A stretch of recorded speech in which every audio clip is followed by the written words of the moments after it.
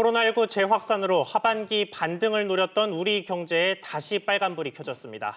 이런 가운데 코로나19로 봉쇄 조치가 이뤄지면 전 국민 3명 중 1명은 경제 활동이 어려워진다는 통계까지 나왔습니다. 정치권을 중심으로 벌써 4차 추경 논의도 시작됐습니다. 경제부 정윤형 기자와 이야기 나눠보겠습니다.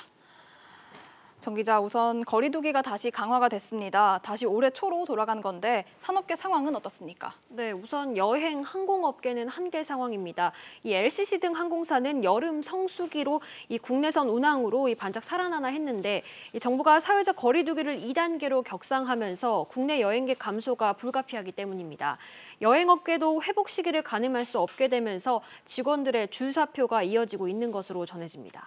네, 그리고 백화점, 마트처럼 이제 오프라인에서 운영을 하고 있는 유통업계 같은 경우도 타격이 좀 크겠습니다. 네, 사실 백화점과 마트는 최근 17일에 임시공휴일 지정으로 반짝 매출이 늘었습니다. 하지만 코로나19 재확산세에 당분간 타격은 불가피할 전망입니다.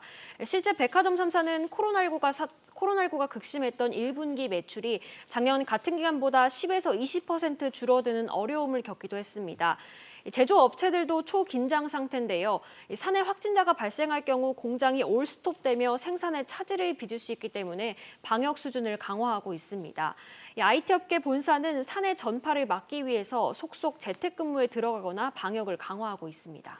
네, 만약 코로나19가 재확산돼서 강력한 봉쇄 조치가 시행이 된다면 이 고용 시장에 어느 정도 영향을 미칠지에 대한 보고서가 나왔다고요? 네, 한국은행이 내놓은 보고서인데요. 이 한국은행은 강력한 봉쇄 조치가 실시될 경우 우리나라 취업자 3명 중 1명꼴로 정상적인 경제 활동을 하기 어려울 것이라고 밝혔습니다.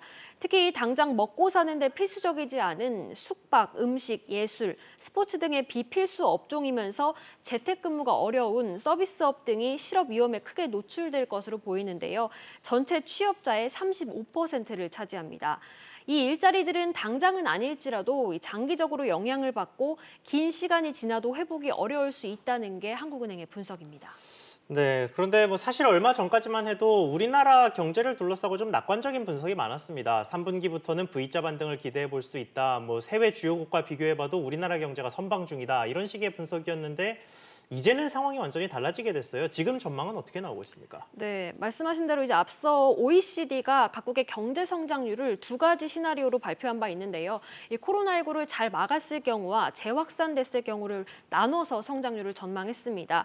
이 시나리오에서 OECD는 코로나19를 잘 막아냈을 경우 우리나라의 올해 성장률을 마이너스 0.8%로 코로나19가 재확산될 경우 마이너스 2%라고 제시했습니다.